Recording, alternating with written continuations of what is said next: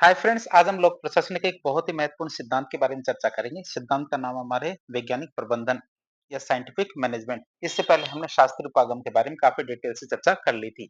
ये हमारा दूसरा है और इसी प्रकार हम बाकी सारे उपागम या सिद्धांतों के बारे में चर्चा कर लेंगे। तो शुरुआत करते हैं आज का टॉपिक। इसके लिए हमारे सबसे पहले हमें विचारक आते हैं फ्रेडरिक विंस्लो टेलर। बात करें इनका वैज्ञानिक प्रबंधन में बहुत ही महत्वपूर्ण योगदान है, उनकी बात करें। टेलर की बात करें तो टेलर का मुख्य उद्देश्य क्या था? श्रमिकों और प्रबंधन। ध्यान रखना, दोनों के बीच में श्रमिकों और प्रबंधन दोनों की अधिकतम समृद्धि सुनिश्चित करना है कि हमें प्रबंधन का भी विकास होना चाहिए, साथ ही साथ श्रमिकों का भी विकास होना चाहिए, जिससे वे क्या दक्षता में वृद्धि और बेहतर उत्पादन के माध्यम से प्राप्त करना चाहते थे। वो क्या चाहते थे कि दोनों में समृद्धि हो, जिससे क्या दक्षता में वृद्धि होगी, बेहतर उत्पादन होगा। बात करें टेलर की, तो टेलर ने इसके लिए क्या किया? 4 मूल सिद्धांत दिए। 4 मूल सिद्धांतों की बात करते हैं। तो टेलर ने प्रभावी प्रबंधन के लिए 4 मूल सिद्धांत, ये मूल नियम दिए थे, जिन्हें शॉर्टकट में कहें तो WSCD इस नाम से जाना जाता है। W का मतलब वर्क एज साइंस, S का मतलब साइंटिफिक सिलेक्शन, C का मतलब कोऑर्डिनेशन और D का मतलब डिवीजन ऑफ वर्क के रूप में जाना जा सकता है। आप इनको शॉर्टकट में देख सकते हैं। अब इनको थोड़ा डिटेल में देखते हैं टेलर की साइंटिफिक योगदान की। बात करें, इन्होंने पहला सिद्धांत दिया कार्यों को विज्ञान के रूप में विकसित करना। जितने भी कार्य हैं उनको विज्ञान के रूप में विकसित किया जाना चाहिए। तो टेलर ने अंगूठे के नियम मतलब अनुभव के आधार पर कार्य करने का जो पारंपरिक तरीका है, उसके स्थान पे क्या कार्य करने के सर्वोत्तम तरीके का वैज्ञानिक विकास करने पे बल दिया। कि उन्होंने कहा कि हमें ज्यादा समय इस पे खर्च नहीं करना चाहिए जो पारंपरिक तरीका है उसी के अनुसार कार्य करे, बल्कि क्या करना चाहिए, उसके स्थान पे काम करने का जो सर्वोत्तम तरीका हो उसको खोजना चाहिए और उस पे बल देना चाहिए कि वही हो। अब इसके लिए टेलर ने क्या 3 प्रमुख रूप से अध्ययन किए थे। जैसे एक अध्ययन था उनका गति अध्ययन।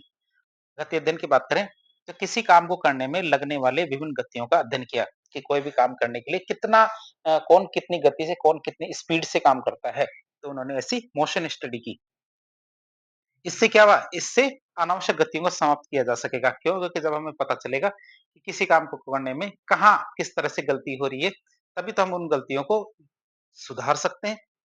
गिलब्रेथ के नाम करें बात करें तो गिलब्रेथ ने इस क्षेत्र में बहुत ही महत्वपूर्ण काम किया था। इसमें गति अध्ययन में गिलब्रेथ ने बहुत ही महत्वपूर्ण काम किया था और इन्होंने क्या किया, कार्य करने की 18 गतियों की खोज की, जिसे उन्होंने थर्बलिक्स नाम दिया था। थर्बलिक्स का नाम उल्टा नाम क्या होता है? गिलब्रेथ। आप इसे याद रखेंगे। यदि स्पेलिंग को उल्टा करेंगे ना तो गिलब्रेथ का उल्टा नाम थर्बलिक्स। तो ये गति अध्ययन में महत्वपूर्ण कार्य हमारे गिलब्रेथ का था। फिर हमारे समय अध्ययन की बात करें, टाइम स्टडी की, तो एक विशिष्ट काम को पूरा करने में लगने वाले न्यूनतम और आदर्श समय है, इसका क्या वैज्ञानिक रूप से निर्धारण किया जाना चाहिए कि भैया एक काम करने में ठीक से देखें तो कितना टाइम जरूरी है। इसे हम समय अध्ययन कहते हैं। फिर थकान अध्ययन या फटीग हमारी स्टडी की बात करें तो कार्य के कारण श्रमिकों की कार्य क्षमता में आने वाली जो गिरावट है इसका अध्ययन करना, या कार्य करने की वजह से श्रमिकों की कार्य क्षमता में आने वाली जो गिरावट है इसका अध्ययन करना, और ये निर्धारित करना कि विश्राम के अंतराल कितने और कब होने चाहिए, कि कितना काम करने के बाद उनसे कितना आराम दिया जाना चाहिए ताकि थकान कम हो और साथ ही साथ क्या दक्षता बनी रहे।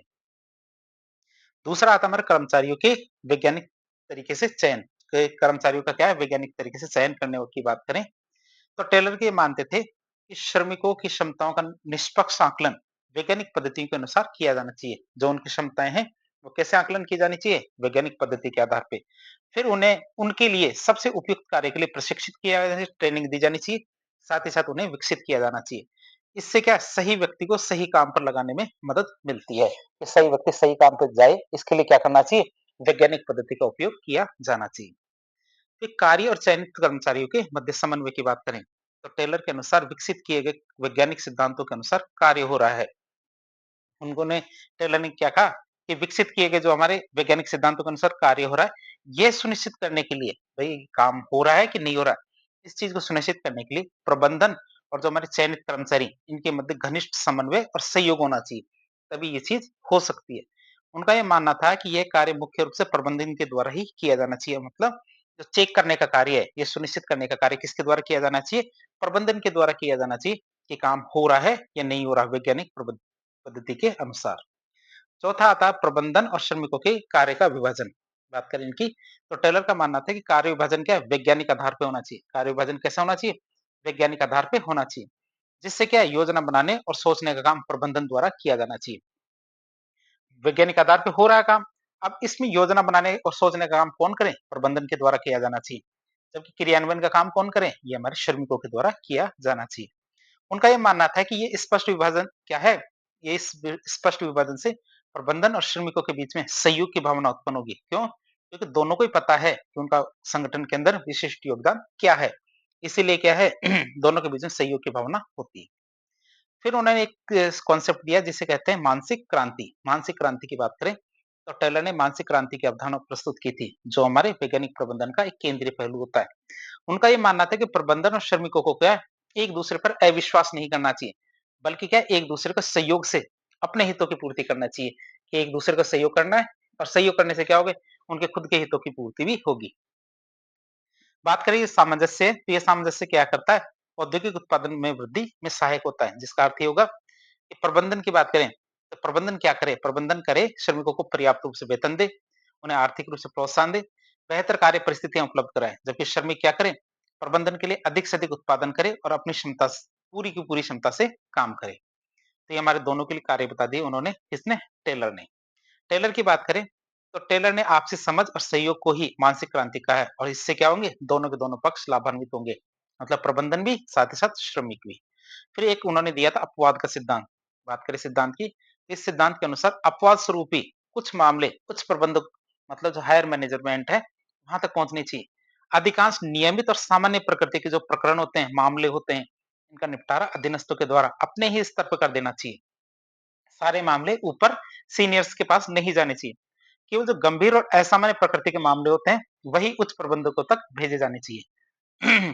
बात करें इसकी, तो इससे क्या प्रबंधकों का मूल्यवान समय बचेगा, और प्रबंधक क्या है, अपने समय का उपयोग संगठन की महत्वपूर्ण गतिविधियों, रणनीतिक योजना और जटिल समस्याओं के समाधान के लिए कर सकते हैं। यह क्या प्रबंधन की दक्षता बढ़ाने का एक बहुत ही अच्छा तरीका है। कौन सा? अपवाद का सिद्धांत। किसने दिया था? टेलर ने। बात करें उनका अगला सिद्धांत कार्यात्मक फॉर्मेनशिप का। कार्यात्मक फॉर्मेनशिप के सिद्धांत की बात करें, फंक्शनल फॉर्मेनशिप की, तो ये टेलर का विकसित किया गया एक विशिष्ट संगठनात्मक संरचना थी, जो हमारा राजनीतिक प्रशासन द्वैत भाव है, इस विचारधारा से मेल खाती है। मतलब ये योजना और क्रियान्वयन दोनों अलग अलग होते हैं। ये क्या मानते हैं कि योजना बनाना और योजना को लागू करना दो अलग अलग चीजें हैं। इसमें क्या, एक श्रमिक को 8 अलग अलग फॉर्मेट से आदेश प्राप्त होता है। क्या? एक, जैसे कोई संगठन है, संगठन मानो, फैक्ट्री मानो, कोई भी जगह मान लो, तो ये टेलर ये मानते हैं कि एक जो श्रमिक है वो 8 अलग-अलग जो व्यक्ति है उनसे आदेश प्राप्त करता है। जो आदेश की एकता का सिद्धांत था हमारा हेनरी फेयोल का, उसके जस्ट विपरीत है। कि ऐसा नहीं है कि एक व्यक्ति एक बॉस, इसमें क्या है, एक व्यक्ति के 8-8 बॉस भी हो सकते हैं। तो कार्यात्मक फोरमैनशिप में 8 कर्मचारियों, मतलब फोरमैन का एक दल होता है, जो श्रमिकों को कार्य संबंधी विभिन्न पहलुओं पर विशेषज्ञ सलाह देते हैं, साथ ही साथ निर्देश भी देते रहते हैं।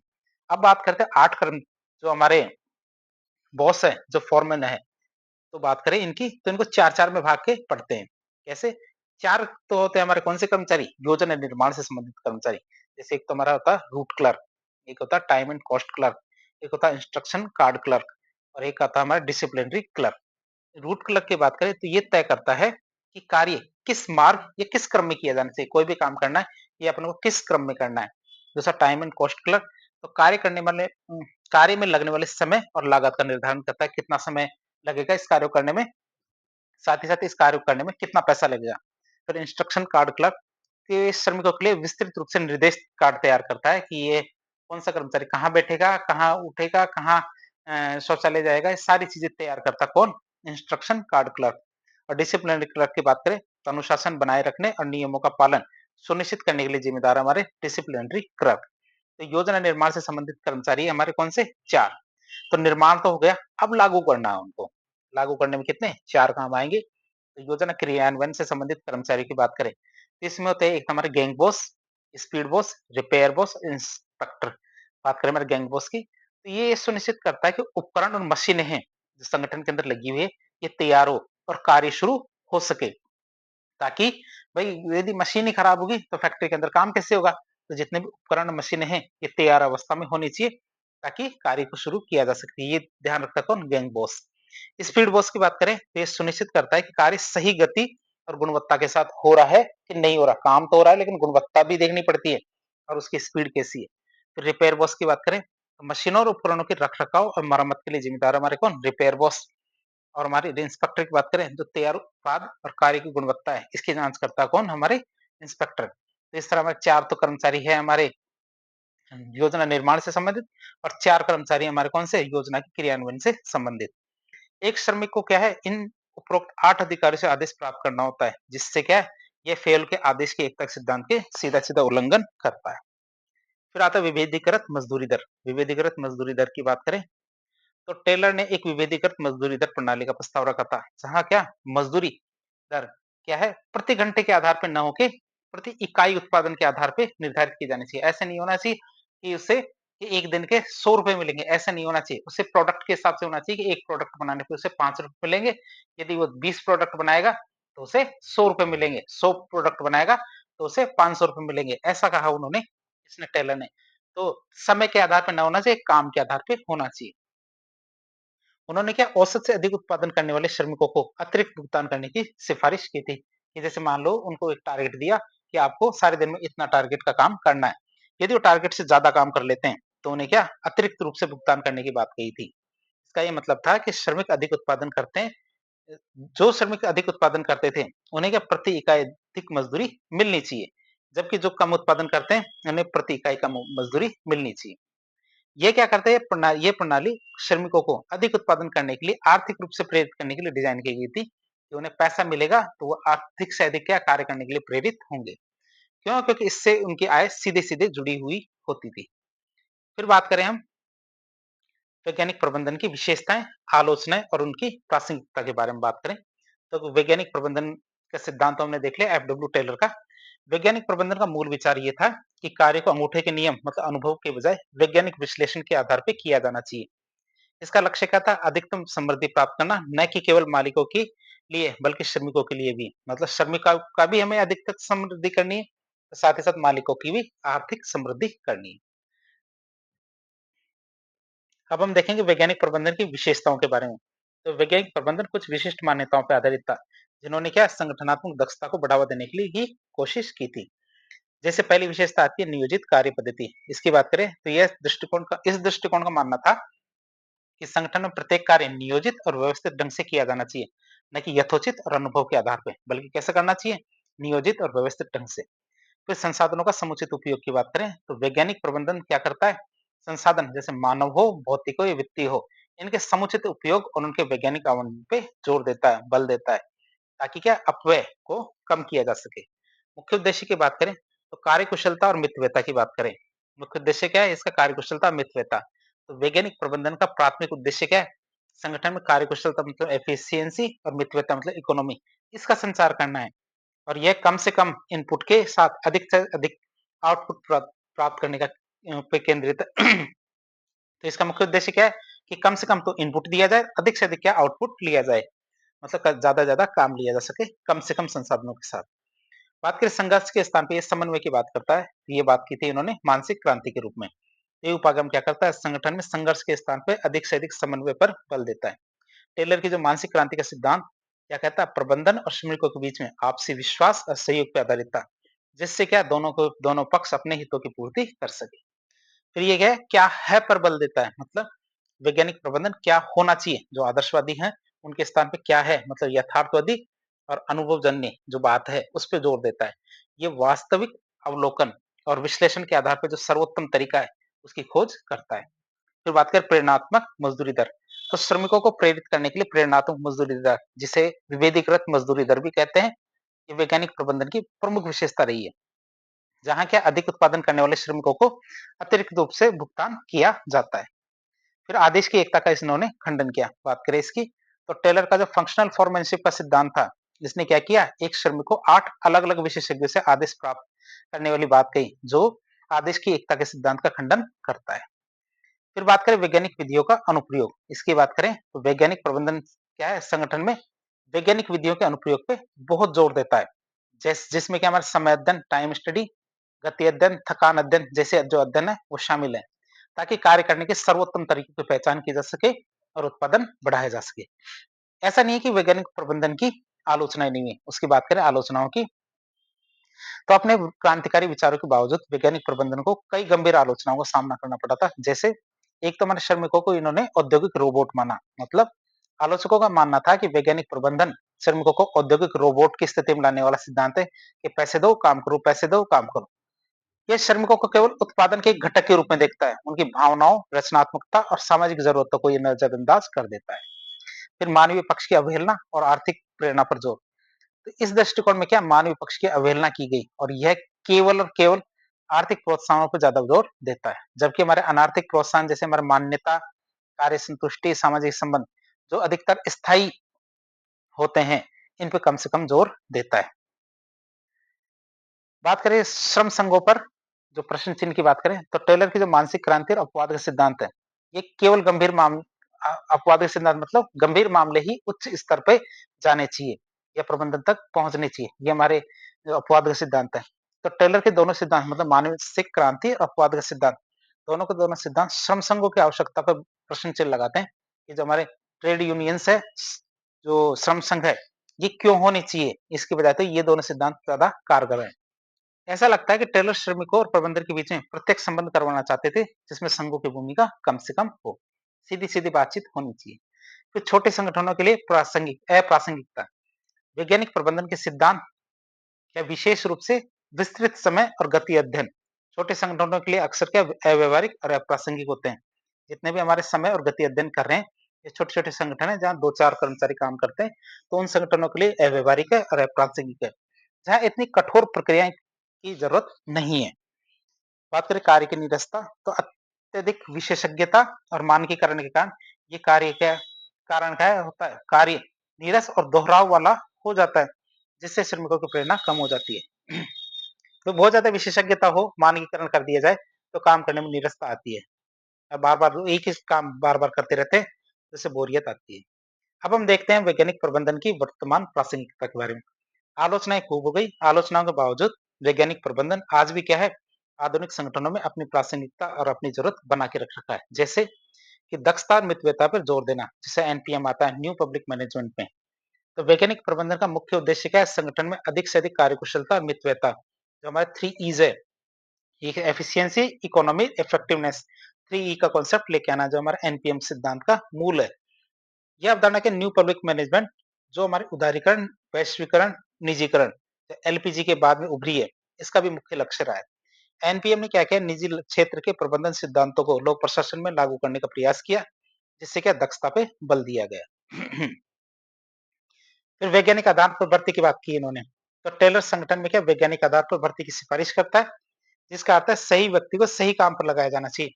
वर्तमान में भी यही है, जैसे हमारे वाई के अलग समिति 2001 में आई थी, तो जैसी जो समितियां थी, इन्होंने भी यूपीएससी सहित विभिन्न भर्तियां थी, वैज्ञानिक चयन प्रक्रियाओं की सिफारिश की थी, जो टेलर के विचारों से मेल खाती। कि वाई के अलग समिति ने भी कहा था कि भैया ऐसे नहीं, बल्कि क्या है, वैज्ञानिक आधार पे भर्तियों का चयन किया जाना चाहिए।